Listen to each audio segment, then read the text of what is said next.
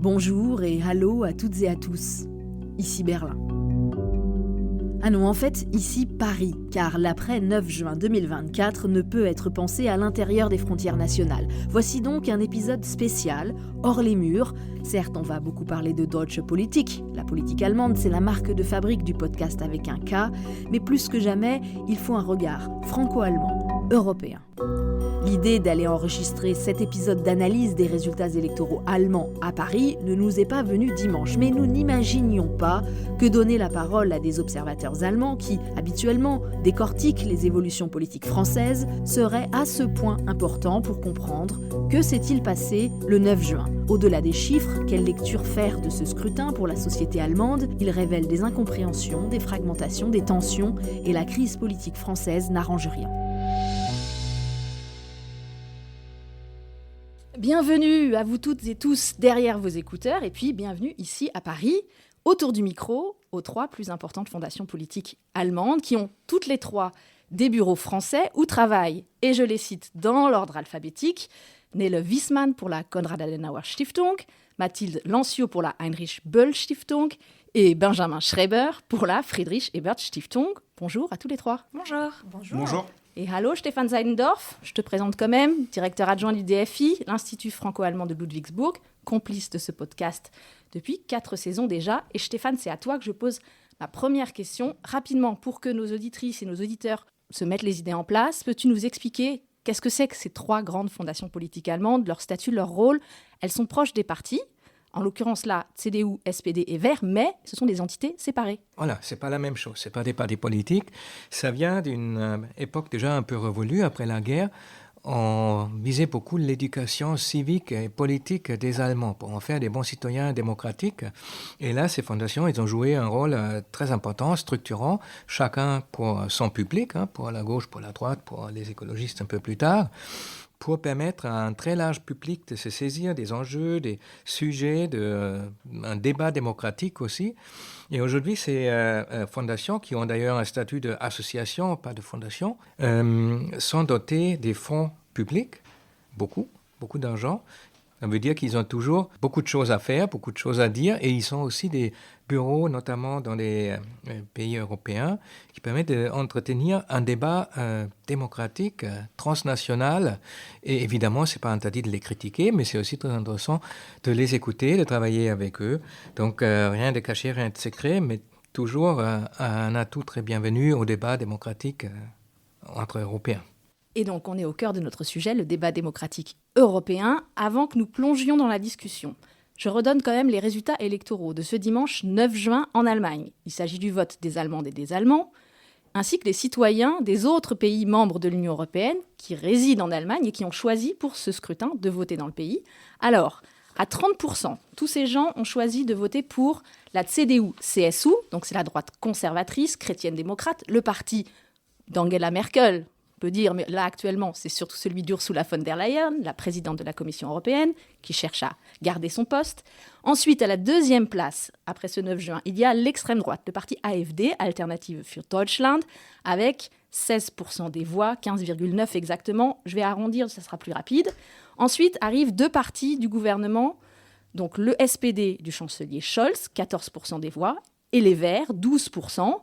Sous la barre des 10%, on trouve le nouveau parti de l'égérie de l'extrême gauche Sarah Wagenknecht, qui a réduit Die Linke presque à néant et qui fait, pour sa première participation à des élections, donc le parti de Sarah Wagenknecht, 6,2, et juste en dessus de 5%, les libéraux du FDP, qui sont eux aussi dans la coalition au pouvoir.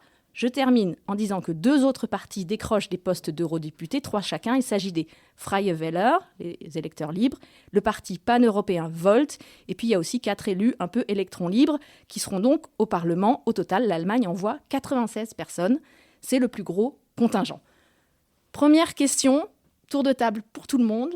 Quel élément, quel phénomène, quel résultat retenez-vous de ce scrutin européen du 9 juin ?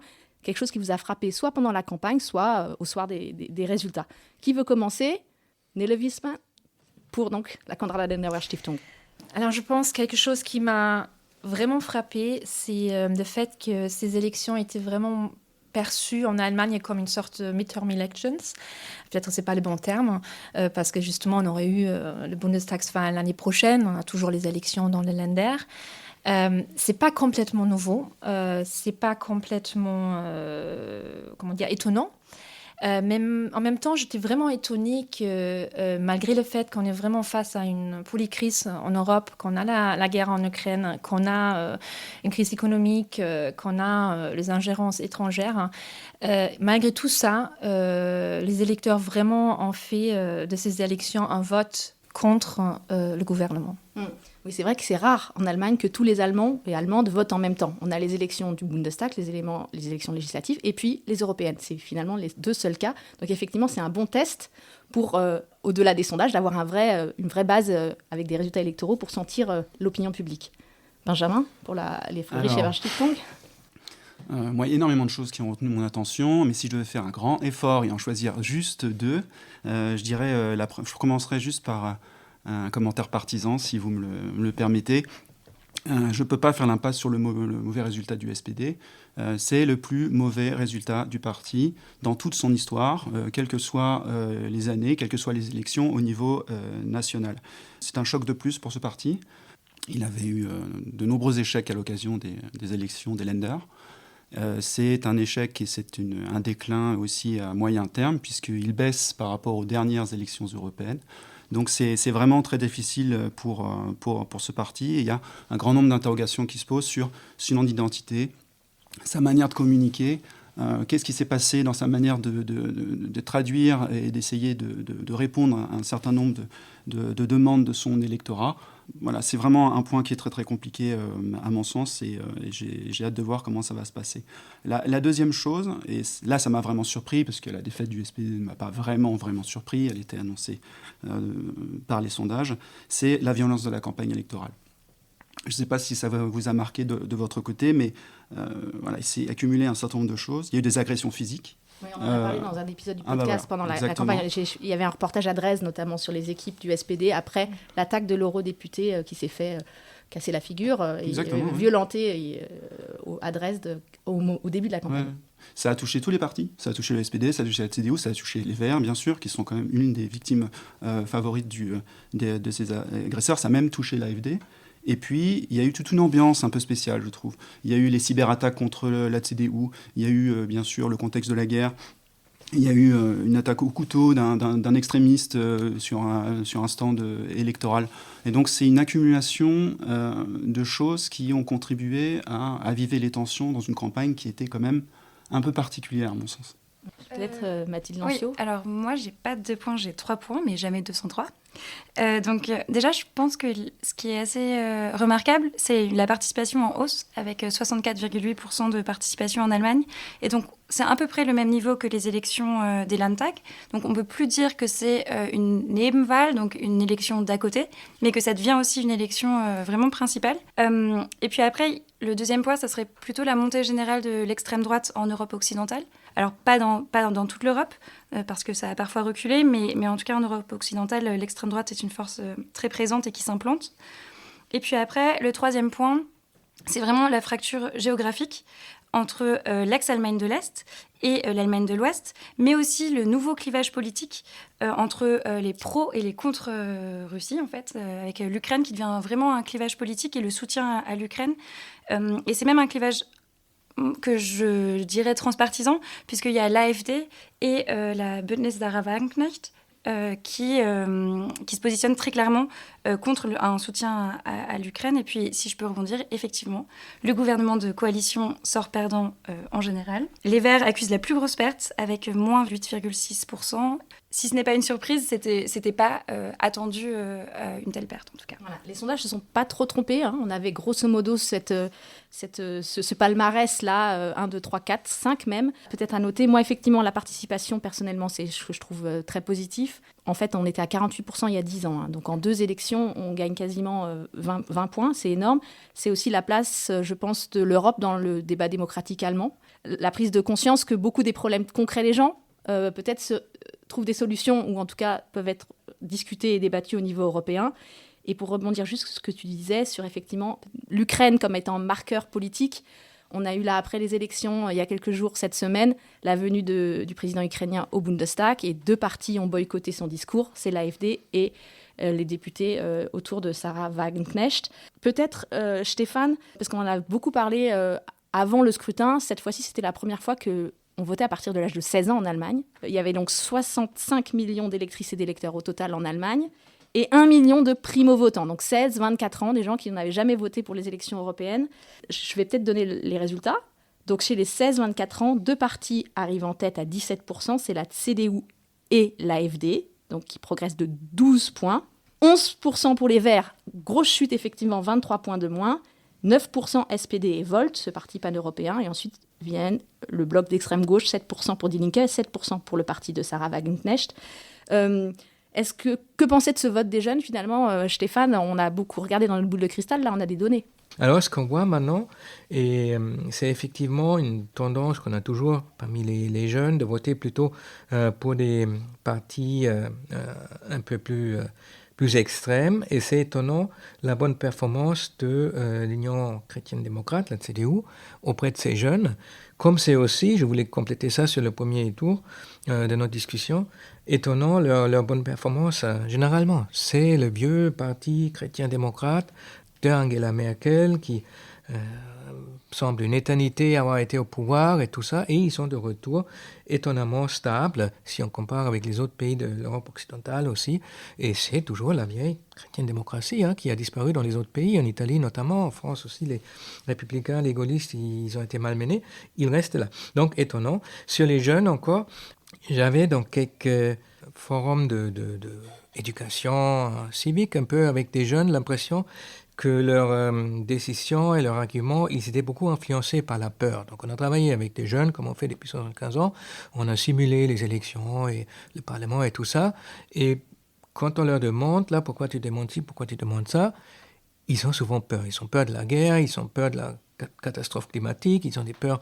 sociaux, et puis ces émotions-là, ils jouent beaucoup sur leurs préférences et leur choix politique. Et en fin de compte, un vote pour l'AfD, c'est surtout un vote de la peur. Alors, on a un gros programme. Je vous l'annonce, je vous le dis aussi à vous qui écoutez ce podcast. On va donc effectivement, c'est le phénomène européen, ce glissement vers l'extrême droite, commencer par parler des résultats de l'AfD, même si on a en tête, comme Stéphane vient de le rappeler, que le grand parti vainqueur de ce scrutin européen en Allemagne, c'est quand même le bloc conservateur de la CDU-CSU. Donc, ça sera notre deuxième moment aussi. On se demandera, est-ce que c'était juste un vote sanction contre le gouvernement de Scholz? Et puis, on ne peut pas faire l'impasse dessus. Il faudra qu'on s'arrête à la fin de notre discussion assez longuement sur la situation française et comment l'Allemagne se met en ordre de bataille pour appréhender et réagir éventuellement à une situation française qui s'accélère assez vite là, en ce mois de juin. Mais avant qu'on aille sur ça, est-ce que quelqu'un a quelque chose à dire sur les jeunes? Peut-être un petit commentaire. Je pense que les jeunes, comme le reste de la société, ont glissé vers la droite de l'échiquier politique. Donc en fait, les jeunes, c'est pas un groupe imperméable en fait aux sujets sociétaux. En revanche, les thèmes qui intéressent les jeunes, effectivement, sont différents. Et c'est vrai que l'inflation, le logement, mais aussi la polarisation de la société et le changement climatique, ça a été les thèmes principaux. Là aussi, je pense qu'il n'y a pas un vote jeune. La seule caractéristique majeure du vote jeune, c'est la fragmentation de celui-ci, tout en sachant que, encore une fois, par souci de transparence, c'est le parti des Verts qui a perdu le plus de voix de jeunes, avec moins 23%.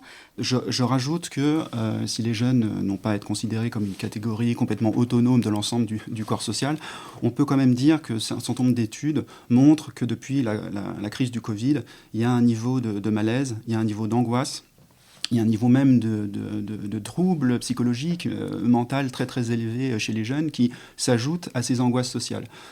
Et donc tout ça s'accumule dans le fait que les jeunes aient l'impression que l'avenir est extrêmement noir. Et s'il y a bien un carburant pour le vote autoritaire, c'est le pessimisme. Et puis, l'autre chose, c'est, tu as parlé de la fragmentation du vote, c'est ça en fait. C'est-à-dire qu'il y a eu un vote sanction, il s'est réparti en différents partis. Il y a eu le vote sanction CDU, c'est le vote sanction modéré, il y a le vote sanction AfD, et puis le reste, c'est une répartition des votes. Il y a un morcellement du comportement électoral qui est plus attaché à une famille politique. Les autres partis cumulés, c'est 14% des voix, donc autant que le SPD, hein. Donc tout c'était par prix, on le Exactement, voit, ouais. il passe par là. En fait, on est déjà un petit peu dans notre deuxième partie sur l'explication peut-être du succès électoral de l'AfD, qui est, faut le dire, un score historique. Jamais l'AfD n'a obtenu à des élections où tout le pays vote un score aussi haut, 16%, malgré tous ces scandales. Donc, on en a déjà parlé dans le podcast et j'ai eu la chance d'être interviewée chez ma collègue qui fait le podcast Trait d'Union consacré aux questions européennes. On a fait 25 minutes rien que sur sulfureux Monsieur Kra, Maximilian Kra, donc était la tête de liste de l'AfD. Malgré Kra donc, et ses scandales, soupçons d'espionnage, de corruption, propos révisionnistes, propos homophobes, sexistes sur les réseaux sociaux, il reste une pop star sur TikTok et mené par lui, l'AfD fait 16%. Voilà, une AfD décomplexée, sans surmoi, et qui finalement répond à une attente de la population. Je peux peut-être juste ajouter, je trouve extrêmement important que Benjamin tue pas justement de ce pessimisme, cette malaise des électeurs de 16 à 24 ans. C'est extrêmement important d'en parler et je pense qu'on est encore tous un peu au tout début d'une analyse, d'une lecture de choses. Nous sommes aussi ici fondation politique, donc nous avons aussi un certain rôle à jouer parce qu'on peut aussi se poser la question justement dans le cadre de l'éducation civique, qu'est-ce qu'on a bien fait, peut-être qu'est-ce qu'on a moins bien fait. Donc, où est-ce qu'on est avec peut-être la conscience historique de ces personnes-là, en fait. Comment c'est possible qu'aujourd'hui, ces jeunes votent pour un parti de l'extrême droite quelle perception ils ont, en fait, de la démocratie. Donc, je pense, voilà, on a tous notre rôle à jouer là-dedans. Et donc là, une vraie mission après ce vote pour essayer de comprendre et d'y remédier. Dimanche soir, à la télévision allemande, alors je ne sais plus quelle chaîne c'était, parce qu'on peut-être signaler que les télévisions allemandes ont basculé en direct sur les télévisions françaises à un moment dans la soirée. Donc, à un moment donné, il y avait un analyste qui disait finalement, on pensait que les gens votaient AfD en rejet, parce qu'ils ne veulent plus les autres. Mais il se demandait si là, les gens ne votent pas justement AfD parce qu'ils veulent ça. Ils veulent des provocations, ils veulent des gens qui disent les choses d'une manière brute, un peu à la Trump, quoi. Trump, il avait des tas de scandales. En 2016, on s'est dit, il n'arrivera jamais au pouvoir. Et finalement, les gens veulent du Trump. Est-ce qu'il y a eu un petit peu ce phénomène-là autour de l'AfD, là, au printemps ? Je ne sais pas vraiment ce que les gens veulent. En revanche, il y a eu un sondage à la sortie des élections. Et en fait, 70% des gens qui ont voté pour l'AfD disent avoir voté pour l'AfD pour les idées, en ayant conscience des idées et de ce que l'AfD représente. Et seulement 28%, en fait, on dit que c'était plutôt un vote sanction contre le gouvernement. Nele ? Si avant, c'était peut-être un vote un peu plus protestataire, les gens n'ont pas vraiment compris ce que c'est le parti aujourd'hui, on ne peut plus le dire, parce qu'on avait tout le scandale, et c'était très présent, on en discutait. Et justement, Mathilde, tu disais, enfin, aujourd'hui, une personne sur deux qui vote l'AfD vote par conviction. Avant, ce n'était pas du tout le cas, c'était 39%, c'est déjà important. Mais aujourd'hui, on peut vraiment dire, les gens qui votent pour l'AfD, c'est parce que, voilà, ils sont bien conscients qu'ils votent pour un parti qui a des idées d'extrême droite. Même quand aujourd'hui on regarde un peu les interviews qui sont faites en Allemagne, enfin, les gens, j'ai l'impression, on n'a plus peur de dire oui, en fait, je vote l'AfD. Je pense que c'était moins les cas avant. Et un parti qui n'est pas du tout sur la même stratégie que l'extrême droite italienne ou française, c'est-à-dire qui ne joue pas du tout sur la stratégie de la dédiabolisation. Au contraire, on a un parti qui assume sa radicalisation. Au congrès de Magdebourg l'été dernier, quand l'AfD s'est mis en ordre de bataille pour ces élections, ils ont dégagé de la liste des candidats les modérés. Ils ont pris que des gens dans cette ligne identitaire nationaliste. C'est exactement la question que tout le monde se pose en Allemagne. Et en France, on se dit, en France, ok, ils prennent des voix parce qu'ils se banalisent, ils deviennent, dans l'apparence en tout cas, de plus en plus raisonnables. Et en Allemagne, ils progressent malgré toutes ces radicalités, malgré les scandales. Alors, on peut se poser la question. Pourquoi ? Moi, je pense qu'une partie de la réponse, elle se trouve dans le fait que l'AfD essaye de cultiver chez ses électrices et chez ses électeurs une mentalité d'assiégé. Ça veut dire qu'on a une partie des sympathisants de l'AfD qui se sent tellement trahi, qui se sent tellement persécuté par la presse, par les étrangers, par les écologistes, par l'islam, etc., que de leur point de vue, la radicalité exprimée par l'AfD, ce n'est qu'un moyen de se défendre contre une radicalité qui leur est opposé et dont ils se sentent les premières victimes. Et si on s'enferme dans cet état d'esprit-là, je pense qu'il peut être réaliste d'imaginer ce parti continuer à progresser. Et la deuxième chose que je voulais dire, c'est le phénomène de banalisation. Il existe aussi en Allemagne maintenant. C'est-à-dire que c'est un phénomène qui se nourrit de lui-même finalement, radicalité ou pas. Plus un parti obtient des résultats importants, plus il fait partie du paysage politique et médiatique, et moins il donne l'impression chez ses électeurs qu'il est dangereux ou infréquentable. Et on est dedans maintenant. Il y avait encore un moment où on aurait pu avoir la possibilité, je vais employer les grands mots, d'interdire ce parti. Et plus le parti devient puissant, plus les chances de pouvoir interdire ce parti à un moment donné se réduisent. Et maintenant, on est piégé. Effectivement, sur le débat autour de l'interdiction du parti AfD, cet hiver, le débat était très fort et il y avait ceux qui disaient il faut le combattre par les moyens démocratiques en proposant quelque chose, en arrivant avec des arguments. On a eu aussi l'expérience du barrage Wagenknecht. Là. Sarah Wagenknecht, elle quitte Die Linke et elle crée sa propre alliance. Elle se présente de gauche, mais finalement, elle est peut-être très nationaliste sur certains points. Et finalement, quand on regarde les statistiques, on voit que son alliance, le BSW, n'a pris pour ces élections européennes que 140 000 électeurs à l'AfD. Répondre avec une autre offre démocratique n'a pas fonctionné. Je pense qu'une partie de la réponse se trouve dans cette idée d'une politique spectacle qui est incarnée par ces partis, autant par Wagenknecht que par l'AfD. Et évidemment, ça vaut aussi pour Trump, et tu peux aussi le dire pour le Rassemblement national en France, une politique en selfie, en mise en scène, en spectacle. Et puis l'AfD, si on adore le spectacle, mais on est complet avec l'AfD. Et puis cette attitude de prétendre on pourra fondamentalement changer les choses.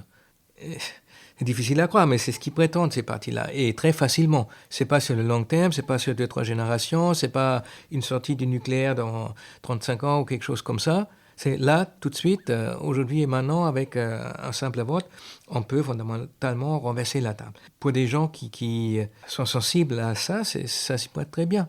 Sans forcément, qu'on puisse dire, c'est de l'extrême droite, c'est tous des nazis ou des national-bolcheviques pour le cas de Sarah Wagenknecht. Et justement, là, je trouve que c'était assez intéressant de voir d'où venaient en fait les transferts de voix pour ce parti, puisque c'est un parti qui s'est aussi, en tout cas, qui a construit cette image autour de la paix. Donc quand on voyait de Wagenknecht. Ouais, de Wagenknecht, c'était assez marrant. Quand on allait en Allemagne, il y avait donc sa photo. Donc sur les, si vous habitez en Allemagne, vous le savez.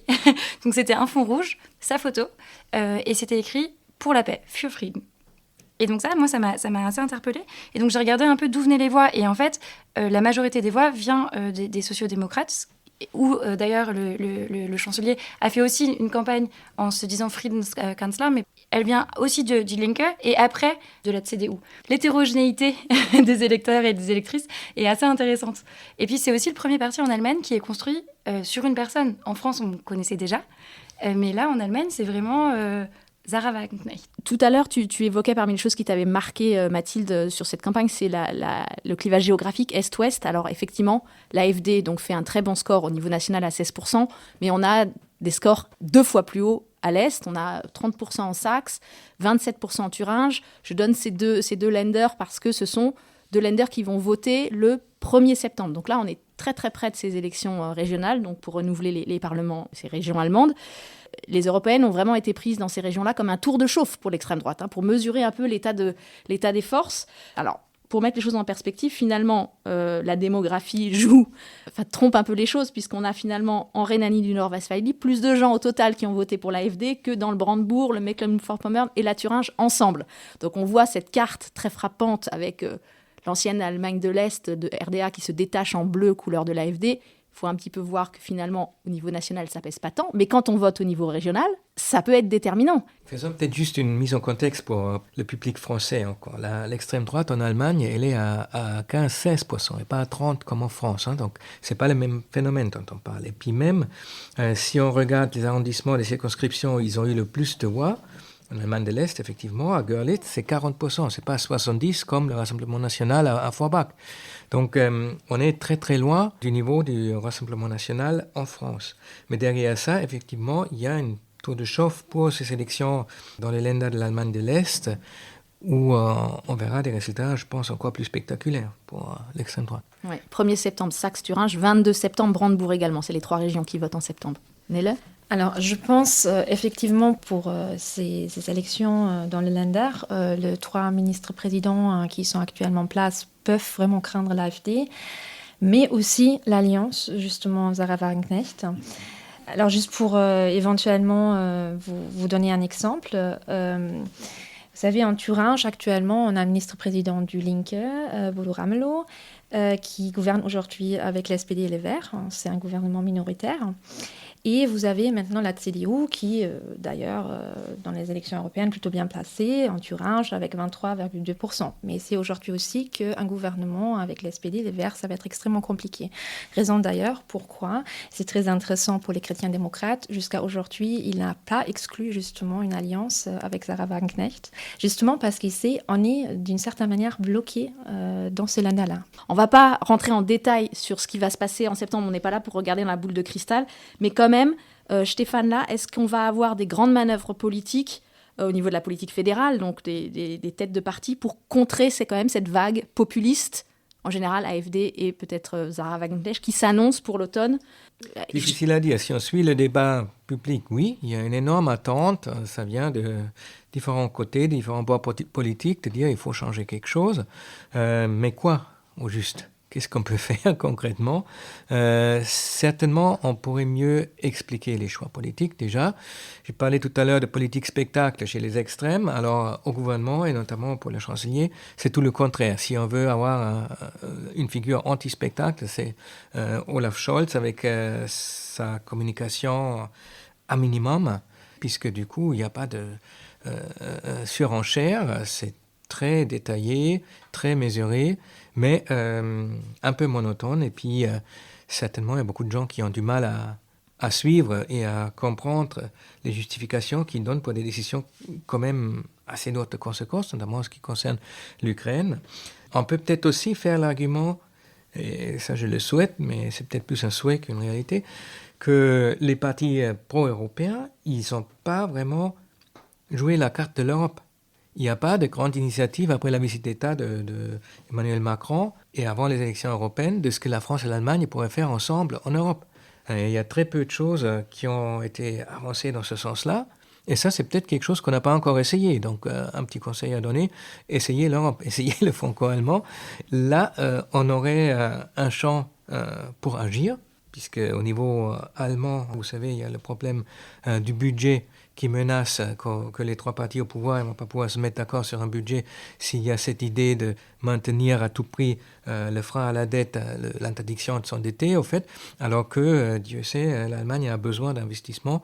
Nous deux qui avons pris le train et l'avion sommes témoins aujourd'hui, et puis tous les jours, il y a de quoi faire. Mais là-dessus, ça semble bloqué. Donc l'Europe, ça pourrait être une idée où on pourrait agir et en même temps faire un peu du bien pour ces pauvres Européens que nous sommes. Je donne juste un chiffre. L'AfD a encore pris, dans ces élections européennes, 570 000 voix à la CDU et autant au SPD, c'est-à-dire qu'il y a encore un potentiel d'électeurs qui peuvent aller vers l'extrême droite au sein des 2 grands Volkspartei allemands. Alors c'est la transition parfaite vers notre nouveau bloc. Les grands vainqueurs, la CDU, 30%. On a parlé tout à l'heure de la possibilité d'un vote rejet, d'un vote sanction contre la Ampel-Koalition, donc la coalition tripartite d'Olaf Scholz, qui rassemble, je le rappelle, le SPD du chancelier, les Verts et les libéraux du parti FDP.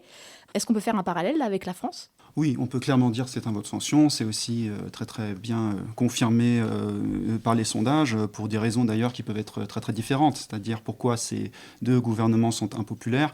Il y en a un, il est impopulaire parce qu'il est peut-être trop vertical. L'autre est impopulaire parce qu'il est soutenu par 3 partis différents qui n'arrivent pas à se mettre d'accord. C'est beaucoup moins vertical. Et pour ces 2 raisons très très différentes, finalement, les 2 gouvernements ont été sanctionnés au point que le Spiegel aujourd'hui a écrit que la France et l'Allemagne étaient peut-être les 2 pays problématique en Europe, et que c'était plus l'Europe centrale qui posait autant de problèmes que ça. Ça va nous faire réfléchir. Mais ce qu'on peut dire en général sur la situation des deux pays, c'est qu'il y a un sentiment d'insécurité majeur.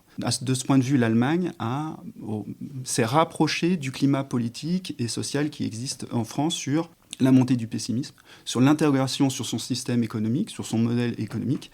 Et puis, on le vit tous en France et en Allemagne. Il y a une interrogation sur le fonctionnement des services publics, des transports, de l'école, des hôpitaux.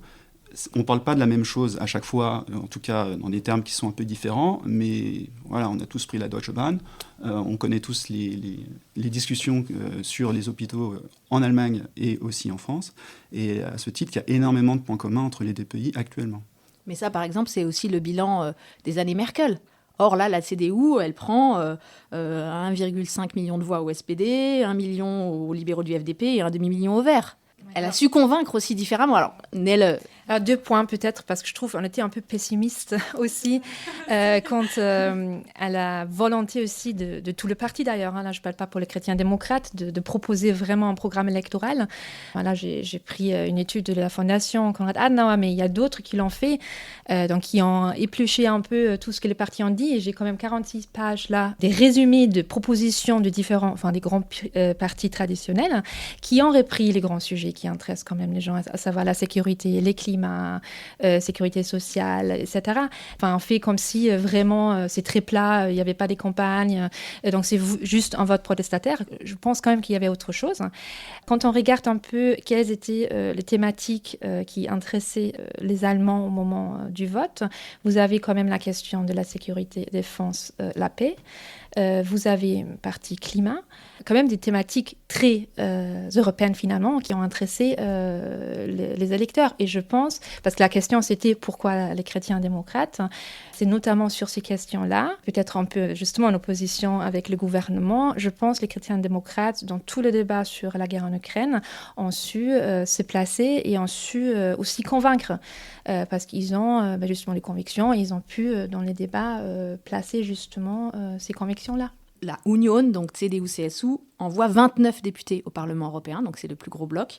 Et c'est la tarte à la crème des journalistes qui couvrent l'Allemagne. On dit toujours le fameux Kein Experiment de Adenauer. Adenauer avait dit on ne fait pas l'expérience avec nous à la CDU, il n'y a pas de surprise. Et effectivement, là peut-être dans un débat qui a été finalement très national, mais sur des thèmes aux enjeux européens, peut-être le fameux, ce qu'on appelle les compétences de fond de la CDU, les Kernkompetenz, à savoir la compétence européenne, la sécurité, la défense. Là, peut-être ils ont eu une possibilité d'impressionner de manière positive et d'être dans la proposition pour les électrices et les électeurs. Non, je crois que, déjà, c'est très chouette que la CDU aussi ait pu capitaliser sur ce succès, que ça ne soit pas l'AfD, en tout cas, donc ça marche aussi. En revanche, je pense qu'il faut aussi peut-être le nuancer. Ça fait 3 ans qu'ils sont dans l'opposition et ça fait que 1% de plus. Donc, je veux dire, c'est pas une victoire énorme, c'est surtout vraiment une perte de la SPD et des Verts. Je pense que ça, il faut être très clair là-dessus. Et comme l'a dit Benjamin, c'est une coalition qui est très hétérogène, avec différentes cultures politiques. Et c'est compliqué, en tout cas, là je vais être très personnelle, mais c'est compliqué même pour moi parfois de comprendre ce que fait la coalition. C'est compliqué au niveau européen, avec l'exemple du German Vote. Je ne sais pas si on en reviendra aussi, mais c'est compliqué. Ouais. Effectivement. Donc les Verts ont beaucoup perdu, c'est le parti qui perd le plus. On a fait un épisode au printemps là, avec Marc Ringel, le directeur du DFI, sur l'absence de la thématique climatique dans cette campagne électorale. On a eu quand même des grosses inondations dans le sud de l'Allemagne quelques jours avant les élections.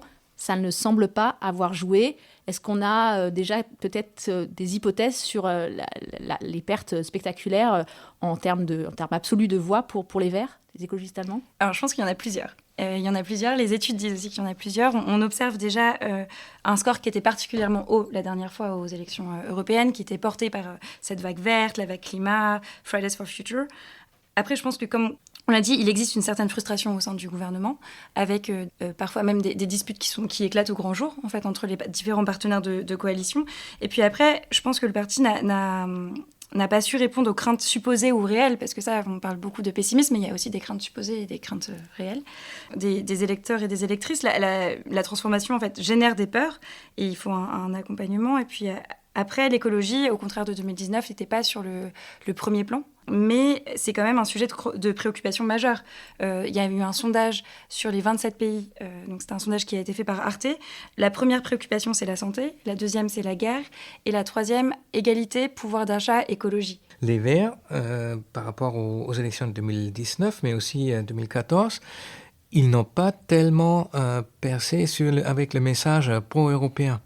C'était pratiquement inaudible au niveau de la campagne allemande. Là, je dirais, sans beaucoup de bruit et de fureur, c'est le vote pro-européen qui s'est joué et la dimension européenne qui s'est jouée. Et des voix qui sont, si on regarde aussi le rapport de voix, aller des Verts au CDU, qui est assez difficile à expliquer au niveau idéologique, gauche-droite et question écologie, mais qui se comprend si on parle d'Europe. On vote en Allemagne en 2025, normalement, septembre 2025, nouvelles élections législatives pour le Bundestag. Et donc les députés du Bundestag ensuite sortent une majorité, une coalition, et cette coalition désigne son chancelier. Est-ce que la course à la chancellerie pour 2025 s'est jouée là, le 9 juin, finalement ? Parce qu'on a quand même un parti qui est largement en tête. Si je peux tenter une hypothèse. Les élections précédentes ont montré qu'il ne faut jamais croire au résultat d'une élection intermédiaire tant que l'élection suivante ne s'est pas encore déroulée. Il peut se passer énormément de choses et ça dépend essentiellement non seulement des programmes, des prochains programmes des différents partis politiques, mais aussi de leur personnalité. Parce qu'on a avec les deux grand parti, en tout cas le grand parti, la CDU, de CSU, d'un côté, et le un peu plus petit parti, SPD, de l'autre, un certain nombre de débats internes et externes sur les personnalités de leurs probables futurs candidats à la chancellerie. Et chaque parti compte sur la faiblesse de la personnalité du parti opposé. Donc il peut se passer énormément de choses. On n'est pas encore 100% certain qu'Olaf Scholz sera le futur candidat à la chancellerie. Je pense que c'est le plus probable parce que c'est la tradition des partis de porter la candidature de celui qui est en poste. Mais ce n'est pas complètement certain. À la fin de ces élections, on a vu en interne qu'au SPD, on discute beaucoup, non seulement de la communication du SPD, Mathilde, tu l'avais dit tout à l'heure à propos de la guerre et de la paix et de la manière dont ça avait été reçu ou pas compris par les électrices et les électeurs, mais aussi les personnalités, puisque Olaf Scholz avait été partout sur les affiches électorales européennes. Donc, évidemment, maintenant, il faut qu'il en tire aussi les conclusions. Donc, il y a énormément de facteurs qui peuvent encore jouer. Donc, à mon sens, c'est très très bien parti pour la CDU qui a eu un excellent congrès, qui s'est parfaitement repositionné, mais c'est pas fait. Je pose la question là aux unes et aux autres. Est-ce que vous croyez à une hypothèse d'élection anticipée en Allemagne ? On en a un petit peu parlé tout de suite après les élections, vu la faiblesse des trois partis du gouvernement, qui font quand même à eux trois ensemble à peine le score de la CDU. Moi, personnellement, j'y crois pas. Je pense que les Allemands veulent avant tout de la stabilité, et surtout quand on a à côté un grand voisin français en crise politique. En tout cas, dans la presse, les trois partis se sont montrés contre. Le problème, quand on veut rompre une coalition, c'est que souvent, on vous rend responsable de cette rupture. Donc il y a toujours le même jeu qui est engagé entre les Verts, le SPD et les libéraux pour savoir qui aura l'excuse parfaite pour dire « je vais rompre ce contrat de coalition ». Les libéraux, ils ont un passé. Ils ont depuis des années, voire des décennies, cette réputation de partenaire qui n'est pas complètement fiable. Le SPD n'a absolument aucune raison de vouloir rompre la coalition et les Verts, j'en doute fortement compte tenu de leur position, de leur situation électorale actuelle. Moi, j'en vois un qui est, à ce que j'entends, testé, discuté chez les libéraux, c'est l'incapacité de se mettre d'accord sur un budget. Alors là, on pourrait dire on fait un budget provisoire en juillet, et à ce moment-là, on décide la rupture, puisque c'est difficile d'entrer en coalition, mais c'est aussi difficile de sortir d'une coalition. Peut-être aussi, là, il faut rappeler qu'on ne peut pas dissoudre aussi facilement le Parlement en Allemagne qu'en France. On verra. Il va se passer beaucoup de choses là. Ce début d'été risque d'être très animé en France et en Allemagne, donc peut-être, on verra. Quelles ont été les réactions en Allemagne dimanche soir après le coup de tonnerre de notre Jupiter, Emmanuel Macron? Je l'ai dit tout à l'heure, les télévisions allemandes ont basculé en direct sur les télévisions françaises. On est encore, quelques jours après, toujours dans un moment de sidération. Alors, c'était, je pense, vraiment le choc. Vous savez, nous, en tant que fondation, on est aussi un peu interlocuteur privilégié de députés. Donc, chez nous, en vrai, les téléphones, ils n'ont pas cessé de sonner. Il y a beaucoup d'inquiétudes. Et surtout, on a un peu du mal, mais peut-être c'est un peu pareil en France d'ailleurs, de comprendre pourquoi cette décision. Quelle est vraiment la stratégie? Donc nous, on essaye de décortiquer, mais côté allemand, effectivement, il y a beaucoup d'inquiétudes. D'autant plus que toute cette évolution-là, en fait, met aussi un peu en question le groupe parlementaire au sein du Parlement européen. Ensuite, de très près ce qui se passe actuellement en France chez les Républicains. Les eurodéputés de CDU vont-ils pouvoir continuer à avoir un travail constructif avec des élus LR si le LR... qui commence, c'est très clair en fait, donc il faut déjà attendre ce qui se passe actuellement, mais la CDU s'est déjà positionnée, ils ont clairement dit au moment où il y a alliance avec Rassemblement National, voilà, il faut que les Républicains sortent du PPE, on ne va pas travailler avec eux. C'est déjà dit, mais bien évidemment il faut un peu attendre ce qui se passe ce prochain jour. Donc vraiment ces grands points d'interrogation, comment est-ce qu'on va continuer en franco-allemand? Parce qu'on a un peu espéré, enfin on est tous en contact avec l'Allemagne, donc on rédige des notes, on a toujours dit attention, il y a le Rassemblement National, il faut qu'on aille plus vite. Et Stéphane, tu l'as dit tout à l'heure, il fallait plus rapidement réagir peut-être aussi à Macron, du discours Sorbonne 1, encore plus discours Sorbonne 2, à la visite d'État. En fait, on avait un peu l'impression qu'il y avait très peu ou pas assez de réactions. Et on espérait un peu qu'on a une petite fenêtre d'action jusqu'à 2027. Et on l'a pas, on l'a vraiment pas. Donc on a très peu de temps, voire pas du tout de temps. C'est-à-dire là, c'est la France. Après, l'Allemagne va entrer en campagne électorale. Donc en vrai, en franco-allemand, qu'est-ce qu'on va pouvoir faire en fait, comment on va trouver ensemble justement des solutions pour cette percée de l'extrême droite. Est-ce que vous pensez qu'à Berlin, on a vraiment déjà travaillé sur une hypothèse Rassemblement National, alors qu'on pensait plutôt 2027, donc à l'Élysée, mais peut-être là à Matignon, vous faites des notes, vous conseillez beaucoup de gens en Allemagne. Moi, j'ai l'impression qu'on a encore l'Allemagne un petit peu comme un lapin dans les phares de la voiture, en train de se dire qu'est-ce qui va arriver vers nous. Et est-ce que vous avez l'impression que quand vous alertez sur la situation, vous êtes écouté à Berlin? Alors, je regarde Mathilde Haenele et je ne sais pas ce qu'il en est pour vous. Moi, je ne suis pas dans le secret des dieux. Je n'ai absolument aucune information sur des scénarios possibles d'une stratégie allemande face à une France d'extrême droite, à une France autoritaire. Je peux parler de mon expérience. Ça fait quand même quelques années que je travaille au bureau parisien de la Fondation Friedrich Ebert et on n'a jamais relevé de préparation particulière de la part de nos interlocuteurs ou de la part du gouvernement à un scénario de l'extrême droite qui arriverait au pouvoir. Très très souvent, on regarde les élections, on se borne à espérer que le RN n'arrive pas au pouvoir, et ensuite on pousse un ouf de soulagement et on passe à la suite. Donc, nous, en tant que fondation, on travaille avec les partis, les syndicats, les associations, pour essayer d'anticiper ce scénario d'un accès de l'extrême droite au pouvoir. Mais on était au début de ce programme-là. C'est-à-dire qu'on avait envie de se dire, qu'est-ce qu'on fait, comment on se prépare pour éviter que cela arrive, et si ça arrive, qu'est-ce qu'on fait? On avait 3 ans, il reste 3 semaines. Je sais qu'à Berlin, autour du chancelier, donc les équipes SPD autour du chancelier n'ont pas vraiment pris la mesure, en tout cas les derniers contacts que j'ai eus moi avec quelques personnes en off autour du chancelier, c'était resté quelque chose de très vague, cette perspective française.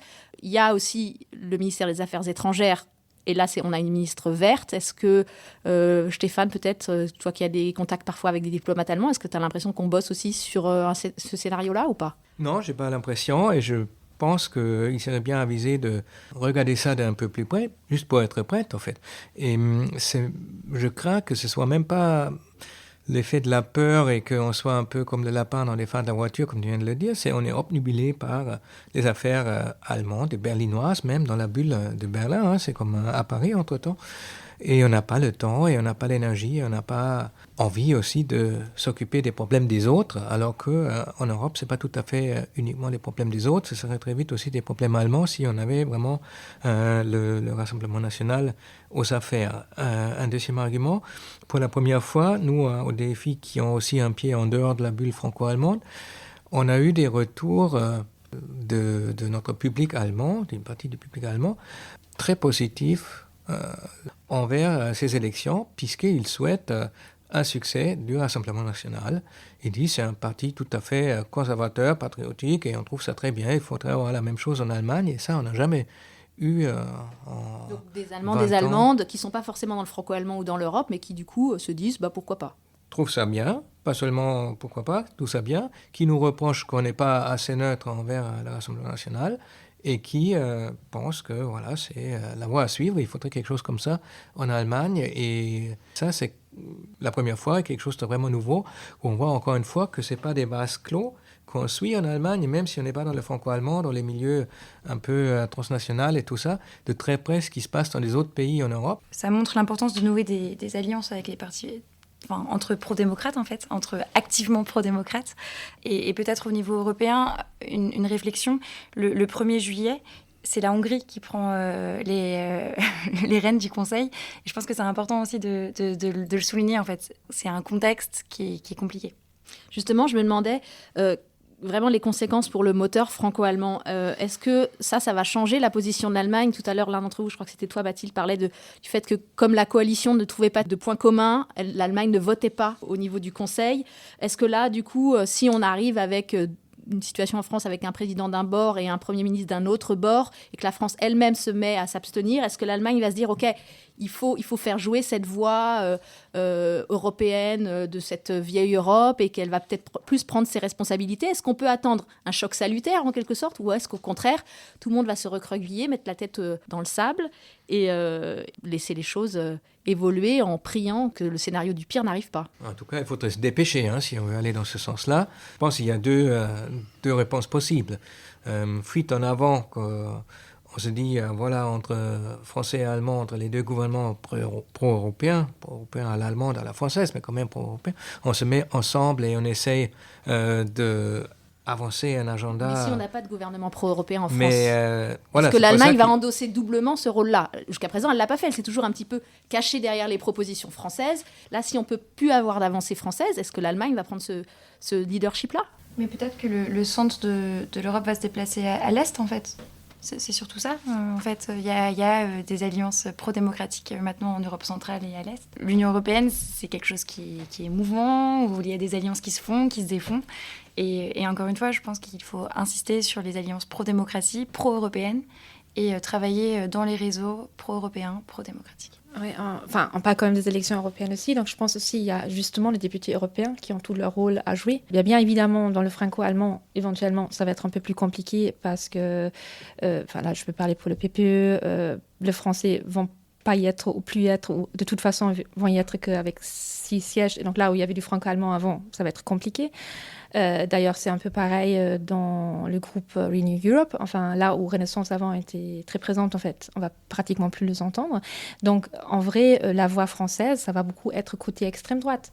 Mais ça veut d'autant plus dire, et là, Mathilde, je pense que c'est extrêmement important ce que tu dis. Donc là, les vrais Européens, pro-européens, voilà, il faudrait voir comment, effectivement, ensemble, on crée vraiment ce front contre ça. Et puis, en tant que député européen, comment est-ce qu'on peut faire la création du groupe, vote pour le président, enfin, il y a le Conseil européen, on va voir comment ça se passera pour Ursula von der Leyen et comment elle va se positionner aussi. Il y a du travail. Oui, c'est un saut dans l'inconnu. En fait, il y a trop de facteurs et trop d'éléments qui vont déterminer le rapport de force qu'on peut difficilement faire des prédictions. On peut au moins s'accorder sur le fait que l'Allemagne n'assumera pas un leadership seule. C'est contraire à la culture de la retenue allemande, c'est contraire à la place qu'elle souhaite occuper en Europe. On peut penser à la Pologne qui a quand même basculé dans le camp démocratique, on peut aussi penser à l'Espagne. En tout cas, je pense qu'il faudra que ça soit des grands pays. L'Allemagne, elle se caractérise aussi par une coopération avec les petits pays, mais parce qu'elle a un rôle qui lui est attribué. Les petits pays comptent sur l'Allemagne pour assurer la stabilité politique de l'Europe et la représentation équitable des petits pays dans ce cadre. Mais pour constituer un moteur, ou en tout cas un contrepoids à un éventuel binôme franco-italien, il va falloir compter ses amis et ses adversaires. Et voir comment on avance. Mais si on devait vraiment faire une hypothèse, Enfin, moi, je dirais que ça ne va pas être tout de suite la catastrophe totale. Il n'est pas dans l'intérêt du RN de glacer ou d'entrer dans une période glaciaire totale de l'Union européenne, mais il va y avoir une période d'inertie et d'imprévisibilité qui risque d'être évidemment très très dangereuse dans le contexte actuel. Là, on parlait d'une hypothèse RN. Il peut y avoir une cohabitation avec un Premier ministre ou une personne issue de ce nouveau bloc de gauche. Là aussi, de toute façon, ça sera une situation de cohabitation. Donc, potentiellement, ça peut être aussi déroutant pour les partenaires, aussi si on a une victoire d'un autre bloc politique. Pour revenir à ce que tu disais, juste là, Stéphane, sur cette réaction d'un certain public allemand, d'un positionnement nouveau vis-à-vis du Rassemblement national, est-ce que on peut considérer que les évolutions politiques qu'on a eues en France ces dernières années vont arriver avec quelques années de retard en Allemagne? L'AfD, finalement, n'existe que depuis 10 ans, alors que la France a un parti d'extrême droite depuis bien plus longtemps. Très difficile à répondre. On avait déjà dit dans un précédent podcast, je crois que l'Allemagne, dans l'histoire du Front National, se situe en 82, 83, au début de l'époque Mitterrand. Je pense là où on peut peut-être faire la comparaison, c'est le débat politique autour du sujet de l'Europe, que ça devient un sujet clivant, pro ou anti-européen. C'est déjà le cas en France, ça mobilise beaucoup, autant que le clivage gauche-droite, et c'est en train de le devenir en Allemagne aussi. On a déjà, mais c'est un peu moins mobilisateur, un clivage entre les cosmopolites dans les grandes villes, à l'ouest de l'Allemagne, qui votent vert, et ceux qui sont plus proches des valeurs un peu traditionnalistes, parfois identitaires, qui votent plutôt, évidemment, AfD ou conservateurs à l'est de l'Allemagne. Mais là, avec la campagne qu'on vient de voir, l'Union européenne, l'Europe devient le bouc émissaire. On a pour la première fois de manière marquée cette idée d'un Dexit, que l'Allemagne doit sortir, mettre un terme à l'euro, sortir de l'euro à nouveau, et serait mieux seul dans une alliance avec d'autres pays, mais sans l'Union européenne. Un rapprochement franco-allemand sur la manière de faire de la politique et les équilibres politiques, c'est un truc farfelu de journaliste, là. Qu'est-ce que vous en pensez, vous qui réfléchissez plus ? Je ne suis pas sûr qu'on réfléchisse beaucoup plus que toi. Ce qu'on peut dire... moi, j'ai du mal à croire à la théorie de la France laboratoire politique d'une future Allemagne. On fait souvent le parallèle entre l'Italie et la France. Ça se vérifie, je trouve, beaucoup plus parce que la sociologie, la culture politique, est quand même, ces éléments sont quand même beaucoup plus proches. L'Allemagne, c'est pas exactement la même chose. Moi, je dirais que c'est la normalisation de l'Allemagne en tant qu'État européen. Il y a un morcellement du système politique, on en a parlé tout à l'heure. Il y a une montée de l'extrême droite comme dans la plupart des pays occidentaux. Ce qu'on peut se dire, c'est que quand on voyait les manifestations, les grandes manifestations contre l'extrême droite en Allemagne, on ne pouvait que penser aux manifestations contre l'extrême droite qui ont eu lieu en France il y a maintenant très très longtemps, en se disant au début tout le monde est à fond et puis petit à petit ça va tellement se banaliser que finalement il n'y aura plus aucun effet. C'est possible. Mais de voir vraiment un parallèle absolument parfait entre les deux pays, j'y crois pas. Peut-être aussi un point juridique, mais moi ça me semble compliqué de comparer aussi la France et l'Allemagne, parce qu'en fait l'Allemagne c'est un pays fédéral qui vote à la proportionnelle, la France non.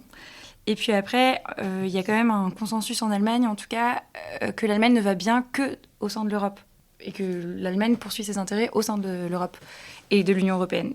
À voir si ce consensus ne se fissure pas lentement, notamment lors de la campagne électorale dans les Länder à l'Est à l'automne. Merci à tous ici autour de la table pour le tour d'horizon complet. On aurait pu parler encore 1 heure de plus, je suis sûre, en rentrant dans le détail de ce que peut faire l'Europe, etc., etc. Mais l'idée, c'était là de poser les bases d'une discussion. On a tous compris qu'on avait du travail en franco-allemand, les Allemands d'un côté, les Français de l'autre.